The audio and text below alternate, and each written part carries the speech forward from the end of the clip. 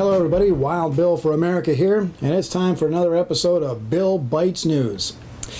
Today is the anniversary of D-Day. That was the day back in World War II where the Americans and the Allies made the bold move across the English Channel to take the fight to Adolf Hitler. My dad was there as part of the 82nd Airborne. D-Day and the following were some of the most vicious battles of the war, and it ensured the defeat of the Nazis and the survival of England, so that in the year 2018, England could surrender to the Nazis of Islam. Here on Facebook, Larry Treat asked the question, if necessary, would you support the U.S. military using deadly force to secure our borders? Absolutely, if necessary. MS-13, drug cartels, Islamists, sex traffickers, etc. should all meet the black rifles. Now, with that being said, I will not put up with the kill 'em all mentality. As a 20-year law enforcement officer, I dealt with a lot of illegals, and many of them were working men trying to make life better for their children back home. Men who risk all to feed their children should not be shot. Some of those trekking across the desert are young pregnant girls who have heard big stories about how their children will be better off in the USA. They do not deserve to be shot. What we need is 100% border security, which is very doable, and an enhanced immigration program to identify the good ones and get them in so that they can become honorable American citizens. Those who have the moral standards of Hillary Clinton should be permanently banned. And here I see Thomas Dillingham made a good point. He says, we didn't need gun control back when we had child control. I see a lot of people are howling about the closing of abortion clinics around the nation. The bad attitude women are raging about how we are taking away their choice. Well, the American people are finally waking up to the fact that abortion has never been about choice.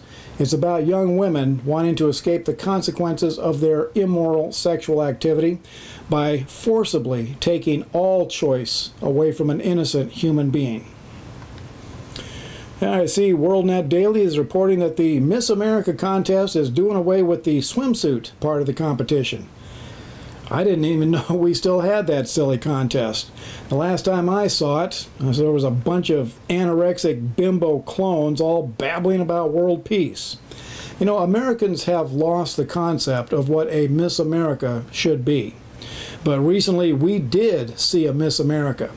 Caitlin Marie, the young lady with the wild blonde hair wearing a white sundress at her Kent State graduation with an AR-10 rifle slung across her back. And on her cap she had scribbled, "Come and take it." Now that is a Miss America. Now there's a video going around of an FBI agent dancing like a fool in a bar, and then wowing the crowd with a backflip that causes his gun to fall out on the floor, and as he grabs it, it goes off, hitting a spectator in the leg. So much wrong with this. Anyone who is armed has no business drinking in a bar. Now the Team Sassy rule is, when the alcohol's in play, the guns get put away for the rest of the day. And secondly, no duty gun should go off that easily. Now the video makes it hard to identify the gun, but I would bet my next paycheck that it was a Glock, the most unsafe handgun in America. The handgun that causes more accidents than any other. A Glock is always half-cocked, and it has no safety. Gee, what could possibly go wrong? Now I know I'm going to get more hate mail from the Glock lovers on this. Well, at least the ones that haven't shot themselves in the leg yet.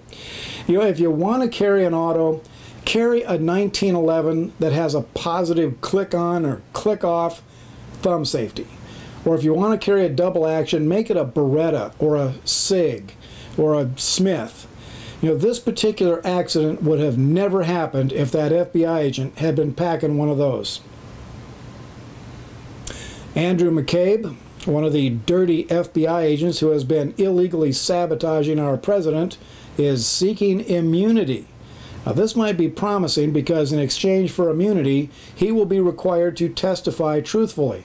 And that is the last thing that Hillary Clinton wants.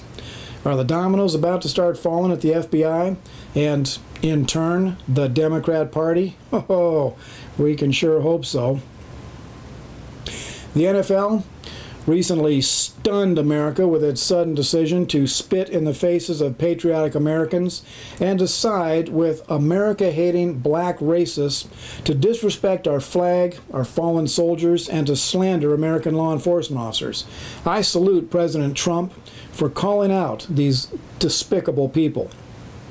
And I'm pleased that instead of playing politics, the president simply disinvited the Philadelphia Eagles from coming to the White House. And in place of that, President Trump held a ceremony to honor the men and women of the United States military.